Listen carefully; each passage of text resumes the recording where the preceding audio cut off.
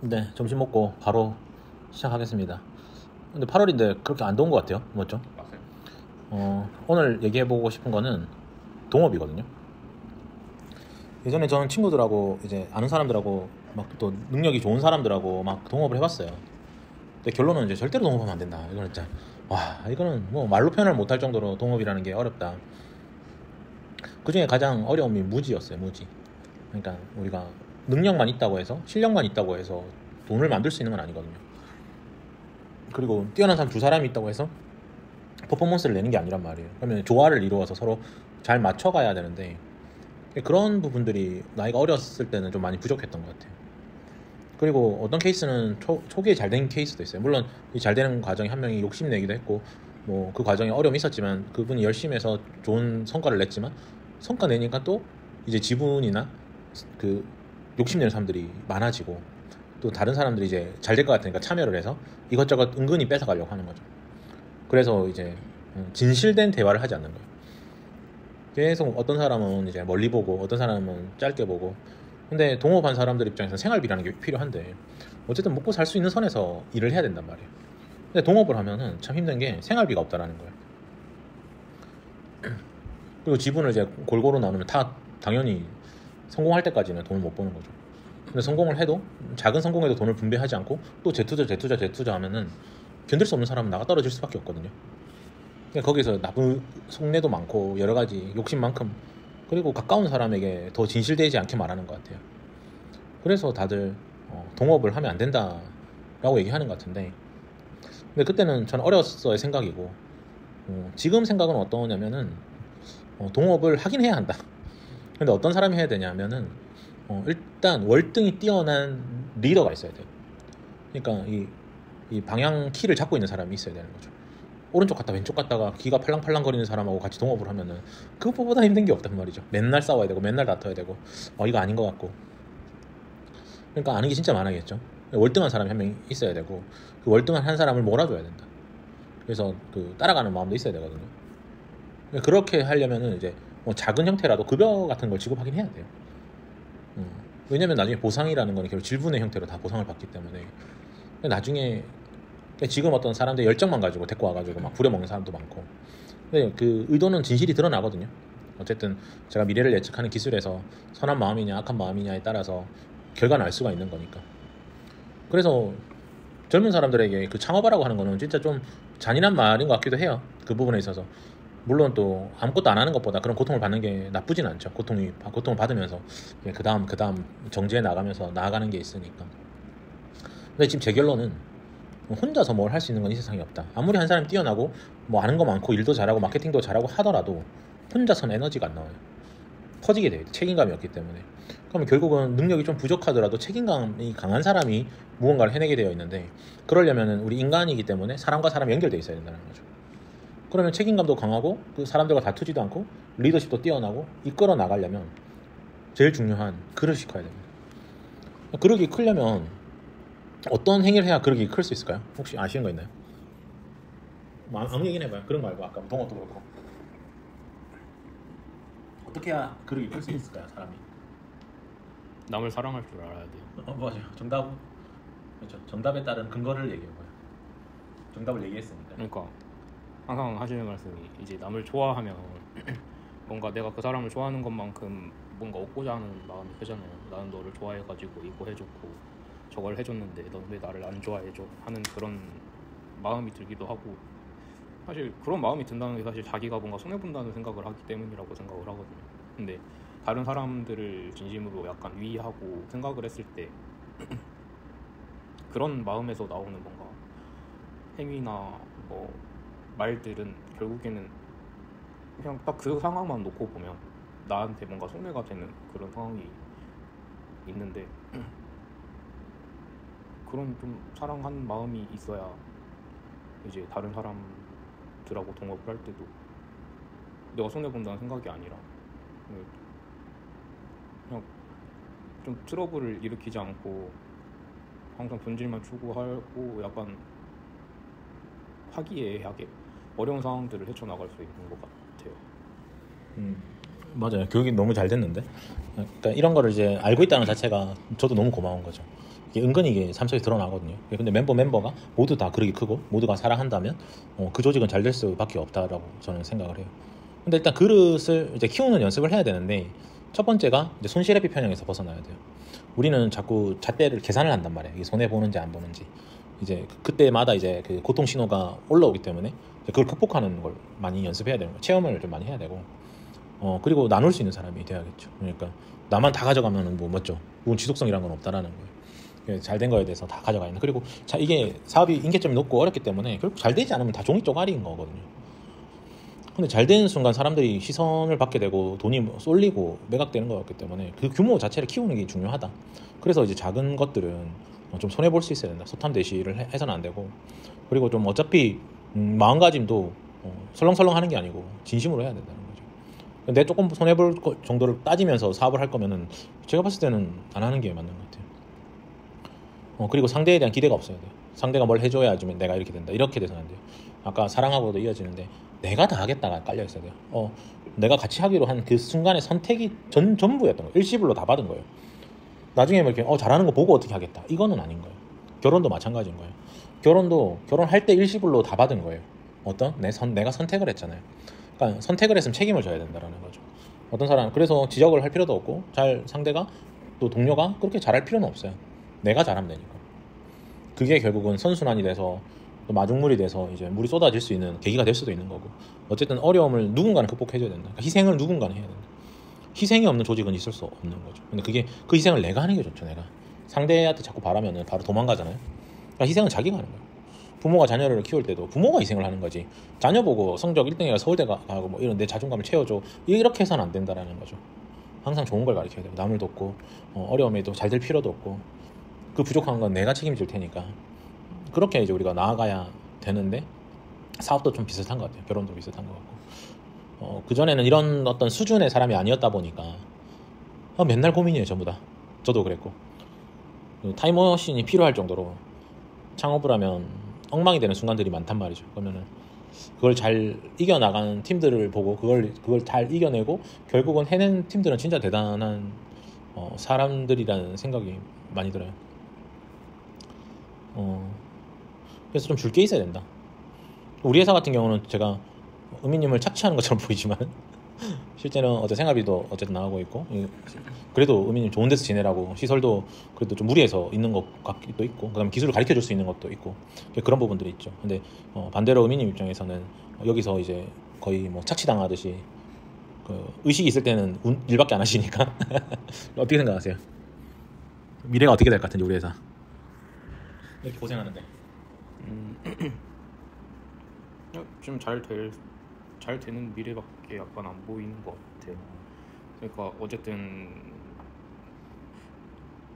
일단 첫 번째로 오너가 제일 중요하잖아요, 기업에서. 근데 그 오너이신 이제 대표님이 첫 번째로 일단 방향을 항상 잘 잡고 계시고, 그리고 설계도 항상 잘 해주시고, 그리고 방금 말씀하셨던 것처럼 이제 그릇이 작으면 사실 그 주변에 있는 사람들이 되게 고통스러워지는데, 어쨌든 대표님께서 그릇이 되게 크시다 보니까 뭐 예민하시지 않으신 게 좀 제일 큰 것 같아요. 그래서 뭔가 실수를 하거나 했을 때도 그냥 스무스하게 넘어가고, 사람이니까 할 수 있는 실수라고 말씀해 주시는 것도 그렇고 그리고 어쨌든 항상 본질을 추구하시다 보니까 우리 회사가 만들고 있는 것들도 결국에는 본질에 가까운 것들밖에 없잖아요. 그래서 단순히 막 뭐 SI식 외주를 막 끌고 들어온다고 하면 사실 지금이야 매출이 나긴 하겠지만, 지금 이렇게 급변하는 시대에서 그런 식으로 뭔가 매출을 내는 거는 사실 의미가 없다고 판단을 하셨기 때문에 이런 식으로 계속 본질을 채워 나가신다 생각을 하는데,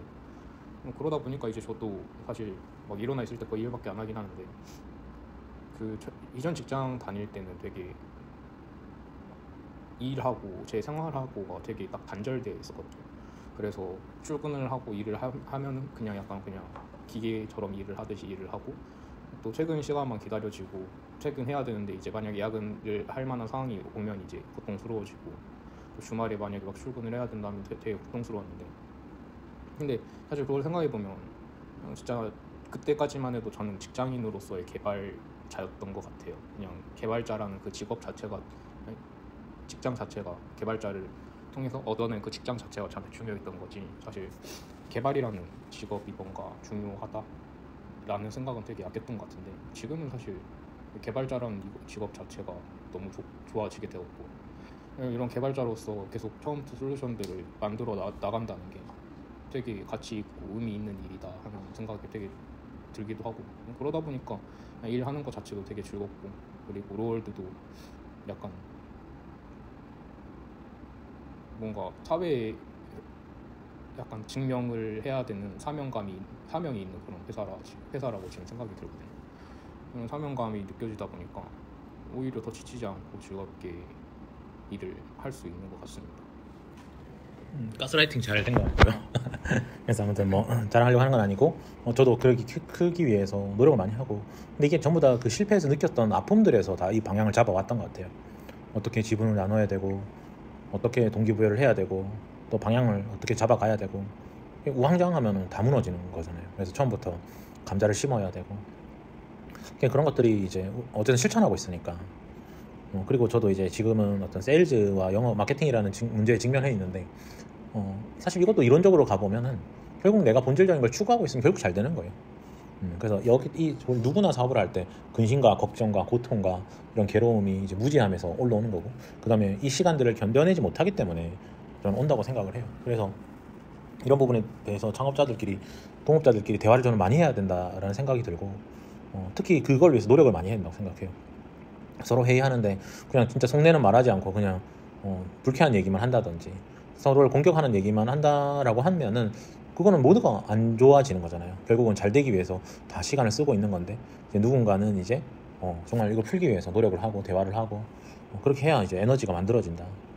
결국 서로 안 좋아진다고 어려운 구간은 무조건 오는 구간이란 말이에요. 새로운 걸 익힐 때는 무조건 어렵고 또 새로운 분야에서 무언가를 해낼 때는 처음엔 다 어설플 수밖에 없고 이 단계를 밟아가는 이 과정에서 분명히 좋게도 해석할 수도 있고 즐겁게도 갈 수 있고 좀 어려워지더라도 잘 풀 수가 있는데 여기에 대해서 서로 대화를 하고 논의를 하고 진심 어린 말을 하고 이렇게 가면서 충분히 즐겁게 풀어나갈 수 있다. 인생이라는 거는 매일매일 즐거운 게 핵심이기도 하고 이게 진짜 마지막 그 관문인 것 같아요.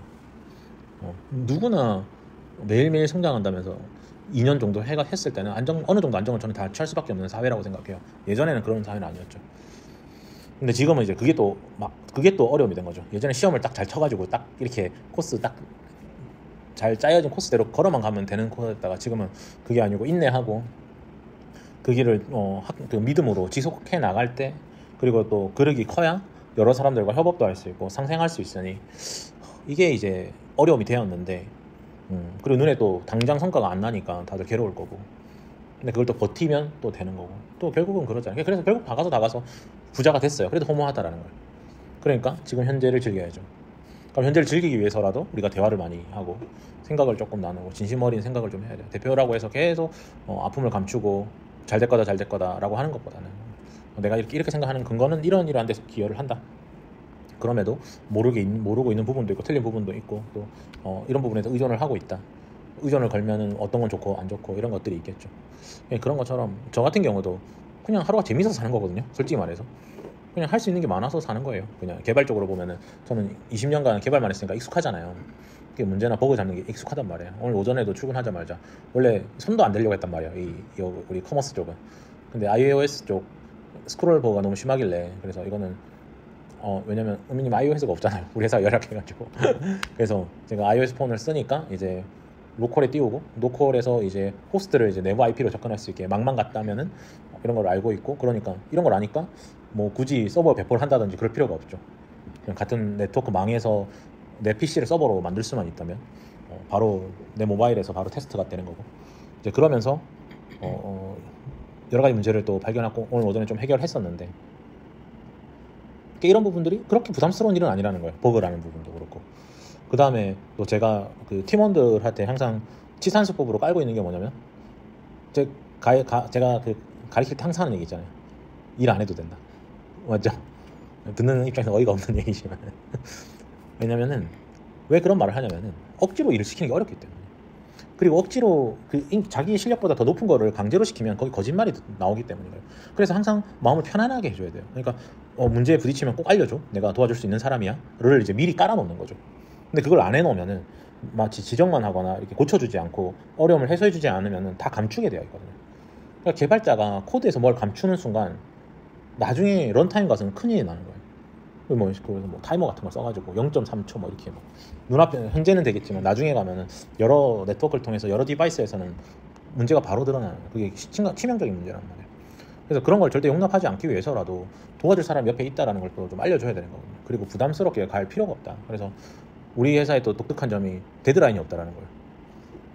그래서 우리가 부족한 부분이 많죠. QA도 그렇고 인력도 그렇고 여러 사람들이 부족하고 이러니까 이제 그거는 이제 마음만 상하지 않는다면은 계속 해 나갈 수가 있는 거예요. 근데 데드라인을 정해놓고 그 가운데 압박을 하고 10사람이 해야 될 일을 막 한두 사람한테 시켜가면서 마치 한 사람이 다 해내야 되는 것처럼 이렇게 말을 하는 사람들이 있단 말이에요. 그거 사람들이 다 무지해서 그런 거예요. 일정을 왜 계산하지 못하고 일정이라는 걸 왜 만들지 못하냐면은 측량이 안 되는 거죠. 근데 똑같아요. 저도 자기 실력도 측량하기가 어렵지만은 어느 정도 실력이 많이 어려면 자기 실력 측량을 하거든요. 저 같은 경우는 혼자 외주치고 뭐 하고 이렇게 시간 딱 배분해가지고 탁탁탁 쳐버리게 그냥 해버리잖아요. 이건 정확히 측량이 돼서 그런 거예요.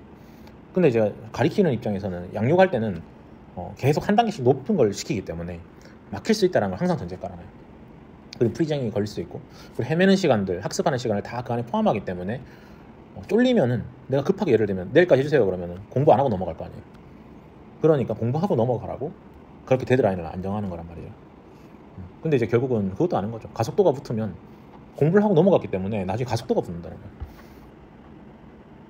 이제 그때는 이제 일정이라는 걸 잡을 수가 있어요. 그 가속도를 기반으로 해서 일정이라는 걸 잡을 수가 있죠. 근데 가속도가 붙지도 않은 사람, 남의 짱 코드 막 엉망이 되는 거, 엔트로피 다른 회사들 대기업 코드들이 왜 엉망이냐면 여러 사람이 건드려서 그래요. 그리고 SI를 해가지고 SI 개발자가 들어갔다가 SM이 건드렸다가 그 다음에 그 담당 매니저나 관리자가 또 그만두기도 하고 시간이 흐름에 따라서 또 새로운 사람 들어가면 거기 진짜 낮은 수준의 if밖에 if만 존재할 수밖에 없어요.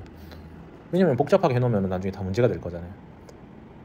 그러니까 또 누군가 또 엉망으로 해놓고 if에 또 조건 절에 막 이 사람 건드렸다 저 사람 건드렸다 그러면은